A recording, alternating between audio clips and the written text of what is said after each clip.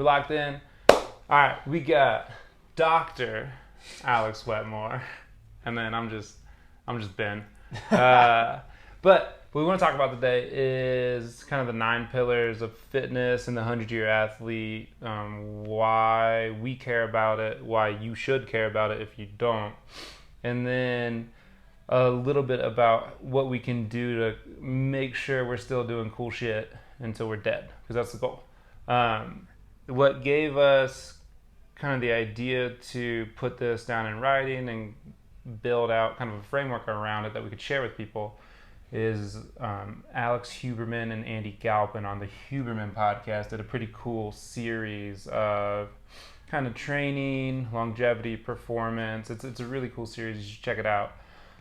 For just kind of people in general. And we think it's useful to apply all of this to movement in the mountains and kind of athleticism around moving uphill or downhill in the mountains, whether that's summertime or wintertime. So they're on the board behind us. We're going to go through each one and just kind of address it briefly and talk about what it means and why you care. So the first bit is mobility. So Alex, what does mobility have anything to do with like mountain sports and longevity? I think this one is pretty easy to wrap your mind around. You know, if your joints don't have the ability to move in the way that you need to do your sport, then obviously you're not going to be doing it very long, because you're going to have to be compensating, moving in weird ways to make your sport happen. So to us, if you can't achieve the range of motion you need, that's where we start. Yeah. And one thing I like to explain to people all the time we run into here in Park City is like, well, I don't feel like I'm working hard when I'm training just my joints or training mobility, or this is boring or whatever. That's cool. That's fine. I don't care how fit you are. If you have shitty joints and day 2 of season, you blow your ACL, like even if you're the fittest and the strongest you've ever been in your life, You're done. Yeah, season's over. So that's why it's first. You got to make sure the body can move and move well. And what we see here a lot of times are people come in and they're like, things hurt, I'm old, I just got to deal. There is some truth to that. Like we've got a lady, Sherry, she is older, she's had a lot of surgeries, a lot of injuries, and like there is a reality of injuries that like there is some, that joint is slightly compromised. It's a little bit different. You had ACL surgery 3 times, whatever. You can still train that joint to function better than it is now, and you can learn how to kind of organize your training and organize your play in the mountains to not blow it up. Give it enough stimulus to prepare, and then after you're playing in the mountains, learn how to give it enough recovery to go again. And that's something that we see a lot of. So just because you're a little bit older, have an injury history, it takes time, dedication, and commitment, but you can overcome that 99 times out of 100. Like, anything to add on that? Yeah, I totally agree. I think it's really easy for all of us who are outdoors in the mountains to think that, you know, we just need to train through something so that we can stay out on the mountain. And in reality, you just gotta have a plan. Train around it, not through it. You can always make improvements on these things, and I think that the biggest thing I try to stress to people I work with is recovery and mobility is part of your training. It's not just an add-on at the end. Correct. It's a staple. That's why it's one of the pillars, boys. All right. The next 2, let's kind of hit at the same time. You've got speed and power. So we work with high school, collegiate, professional, and Olympic athletes. If you're in that category, speed absolutely matters. If you are not in that category, most of the time speed doesn't matter as much in the mountain arena to specifically train a maximal sprint or a maximal anything where you're trying to move as fast as possible. It is good to sprint though. But for our purposes, for the 100-year athlete, you're still just trying to have fun in the mountains. Speed and power can be combined. So what is speed and power? Start there. Yeah, I think you're right. You know, if you're out running Masters track or you're a competitive athlete, then speed is super important to you. But if you're trying to be a 100-year mountain athlete, then they kind of group together. So obviously, speed is self-explanatory, and all power is speed times force, or force times velocity. So what we're trying to train here are healthy movements and tissues that can contract quickly so that you can do forceful, explosive things when you're out doing your sport in the mountain. So that's why we kind of group them together. There are a bunch of ways that you can train and test these things, but like you mentioned earlier, doing a 100-meter dash for maximum velocity doesn't really tell you much if you're just trying to be in the mountains. Yeah. And so the reason that we care about speed, power, and power is you need acceleration strength, you need deceleration strength. I don't care what you're doing in the mountains. So even if you're a snow skier and you're like, man, I'm hitting groomers and just blues, totally fine. But it's a low light day and you hit a whoop-de-whoop that you didn't see. So now you have to quickly decelerate and then come out of that and accelerate back into what you're doing. If you haven't trained recruitment, so like your knees at velocity, your spine at velocity, your hips at velocity, then that's when you get a tweaker, you blow your knee, you end up crashing, hit a tree, like whatever. Like it can be, like we've seen bad things happen, and the person is quite strong, pretty mobile, but they never train explosiveness, they never train jumps, they never decelerate quickly, change directions really quickly. The other thing that matters is if you're a hiker, trail runner, biker, skier, it doesn't matter. You are going to fall over. If you're in the mountains, you're going to trip, you're going to fall, you're going to crash. Just part of it. And you're decelerating quite rapidly when you fall. So that's why you train for it. So we're not only training to be able to do the thing, we're training to be able to fail at the thing and bounce instead of break. So get bouncy. That's kind of part of that. And, strength and skill is all speed specific. The way that you coordinate around your joints, the tissues you recruit when you do it, are very dependent on the speed that you train. So there's something that looks incredibly different between somebody who's doing like 5-second eccentric squats all the time and somebody who's doing jumps. And if you put them and did like a broad jump test, it would look really different. Yeah. So it's important that we train across a spectrum of speed so that you've got all those tools in your bag. Yep, 100%. The next one is strength. And go ahead, define strength and what it means in like kind of the mountain scene. Yeah, so strength, if you're going to look at it in a paper, is just the ability to produce force. Anytime you're looking to have movement, force is required. So strength not only allows you to do harder tasks in a gym, but it also allows you to hold certain positions when you're in a mountain, especially like snow skiing is a super easy example. But it gives you a lot of tissue resilience. So if you are, like the example you use, you hit your skiing bumps and you are experiencing a lot of force in your knees and your hips, the stronger you are, the less demanding that given amount of force is. So if you're always operating at 90% of your max because you're not very strong, eventually you're going to get really tired and you might have something blow up on you. So it's important for us when we're thinking about being able to do well at your sport in the mountains and do them for a long time, that we develop strength, because it's kind of the underpinning skill for everything else. Yeah.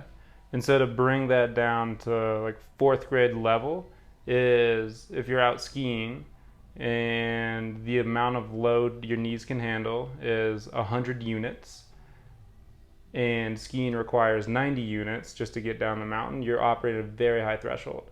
If you get stronger, now your knees can handle 200 units. Skiing still operates at 90 units, so it's much less stress on the tissue. It's kind of like that's perfect. Bring it way down. And the way we're going to test this is kind of the same as speed and power. Do you need to test a 1-rep max? No.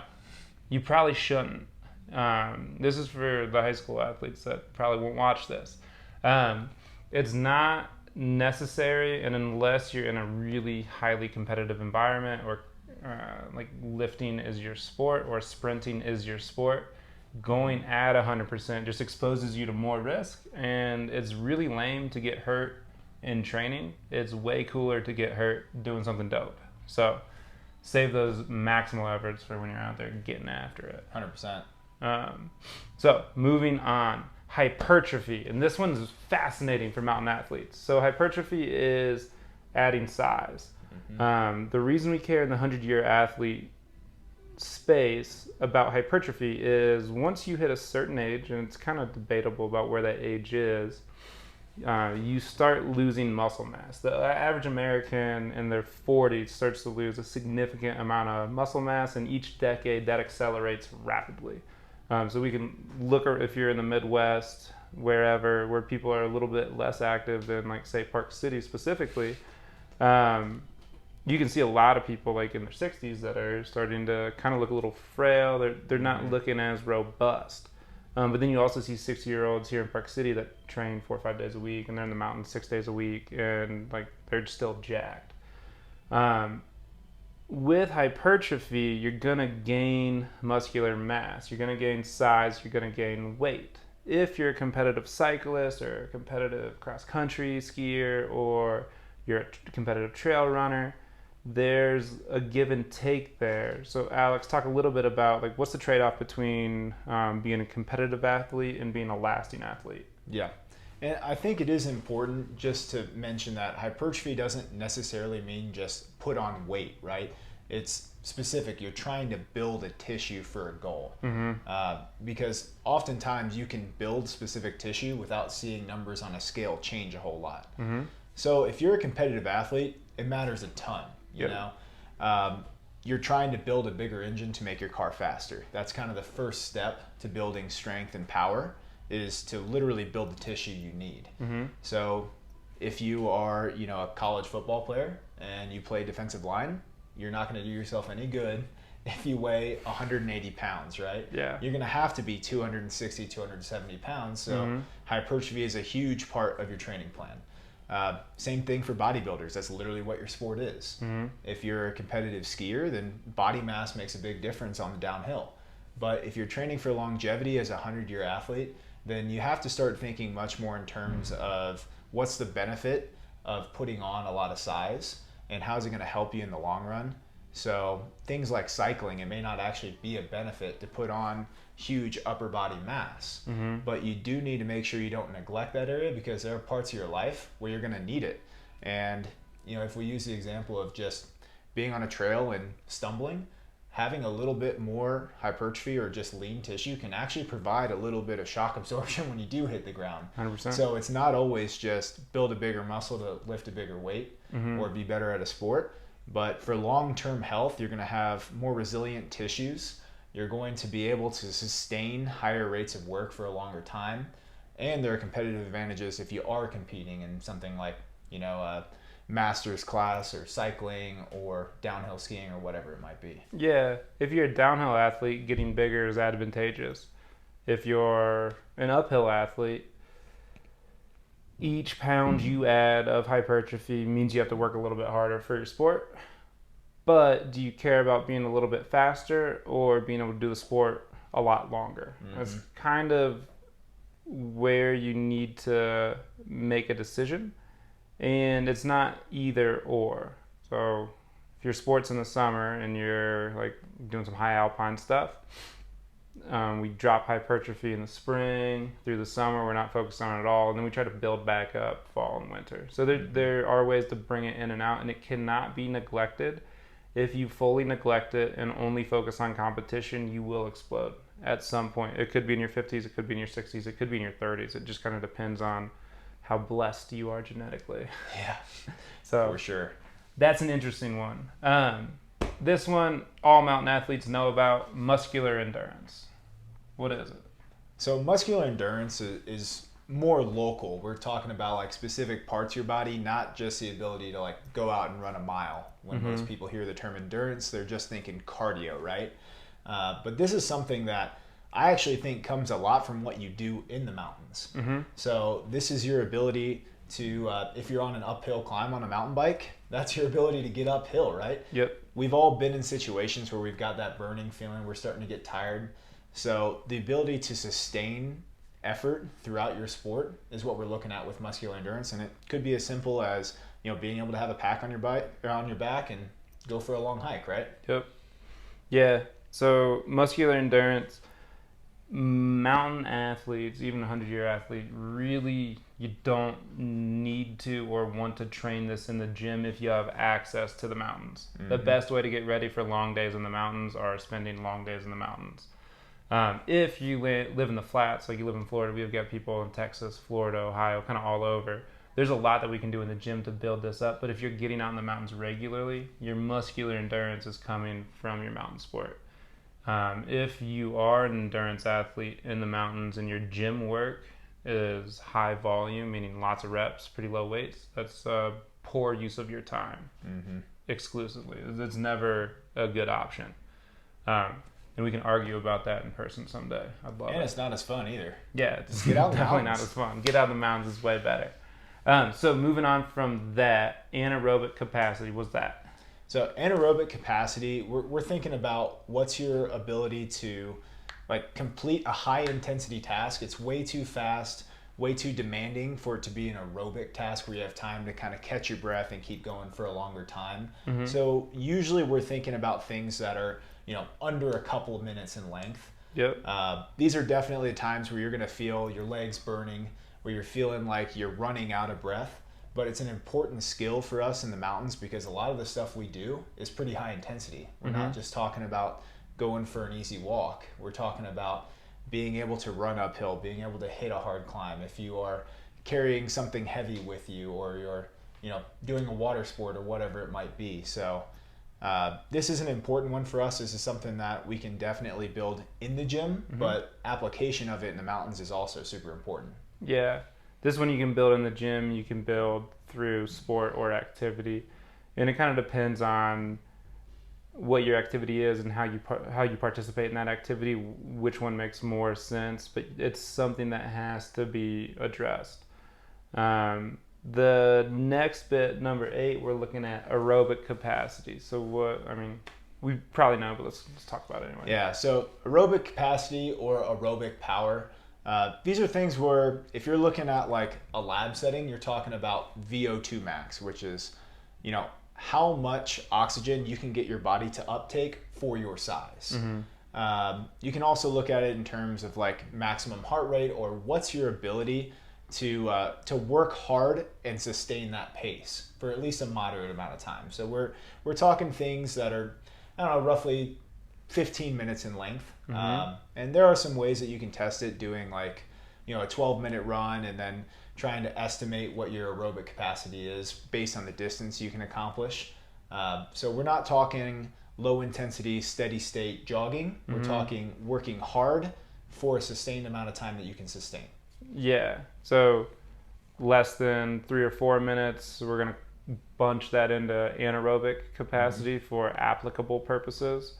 For aerobic capacity, you're going to be in somewhere in that like 15-20 minute window where you couldn't really hold, like running a 5K, which is probably longer than 15-20 minutes for most of us. But it's something where you're really burning, but you're burning for a relatively long time horizon, but it's not more than 30 minutes. 30 minutes is the high end of that. Yep. And the reason we care about that is if you're out on a hike and it's pretty rolly, you're good, or you're on trail run's probably a better example, and now you've got a 1,000-foot climb. It's going to take you 20, 30 minutes, depending on how fast you're running, or if you're on your bike, same thing. Now the aerobic system, we need capacity to like level that up, push pretty hard, and then when you get done with the climb, now you're back into rolly, and now we're back into long duration, kind of steady state stuff, which is the last pillar, which is long duration activity. What is that? Long duration activity, I think, is one of the ones that makes the most sense to us. It's things that are going to be longer than 20 or 30 minutes, and we're working at a fairly low intensity. So we're talking things that are under roughly 50-60% of your effort level. So if you are simply out there going for a hike, going for a jog, this is your ability to keep exercising for the long term. And it also underpins your ability to recover. So if you're doing high intensity stuff or you have an off day, aerobic capacity helps you bring back the things you need to your tissues to recover and keep going.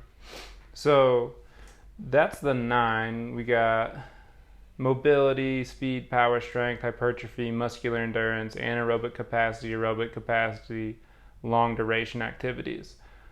What I see the most where people fail, and I think it's important to talk about that, is people train muscular endurance in the gym. So low weights, high volume, and high volumes like sets it where you're doing reps of 8 or higher. And then they work a little bit of VO2 max stuff because they go do intervals or whatever. So that would be your aerobic capacity. And then they do long steady state stuff. What is skipped is movement skill, mobility, speed and power, strength. Those are probably the biggest ones that are skipped, and they're super, super important for you to last a long time in any sport, especially in the mountains. We had talked earlier, once you hit your 40s, you're statistically, as an American, if you're not actively trying to maintain muscle mass or gain muscle mass, you'll lose it. Mm-hmm. But you lose power, so the ability to move quickly at double the rate that you lose muscular mass. And power is kind of the underpinning of any sport. Even if you're doing a long endurance, say you're on a trail run and then uneven terrain, so your ability to move your feet quickly through technical terrain, that's power. Mountain biking, you hit a route, you got to come back, that's power. And as you lose power, that's when you take more falls, and when you take more falls and you have less power, your ability to decelerate or accelerate quickly through tissue is worse, and that's when things explode. So that's why I think it's really important to know. The analogy I like to use with people is we've got a table with 9 legs, it's a circle, and there's a marble in the middle of it. We cannot train all 9 pillars at the same time well. We need to focus on 2 or 3 at a time, and that's more on that at a later date. But the goal is, as we're going kind of through our season and our sports, we want to try to keep that marble from rolling off the table. But if we really build up endurance, long steady state, aerobic capacity, and let speed, power, strength drop, that marble's falling off, and when the marble falls off, that's when the injury occurs. Yeah, I totally agree. There are times in anybody's year, whether they're trying to train and peak for a specific time period, or they're just trying to stay active through 4 seasons of the year. Mm-hmm. But certain qualities become more important at different times of the year. So kind of like the 9-legged table, I always think of them as like a dimmer switch. You never fully turn your light off, but you might switch which part of your room you're highlighting throughout your year. Yep. And if ultimately your goal is to be in the mountains lifelong, then all of these things really matter to you. Yep. So kind of looking across the whole year or a whole season, how am I training? That's how you can make sure you're kind of addressing all those things. We will be breaking these down with how do you measure it, how do you train it in a much shorter format. So keep your eyes peeled for that over the next couple of weeks, and thanks for joining.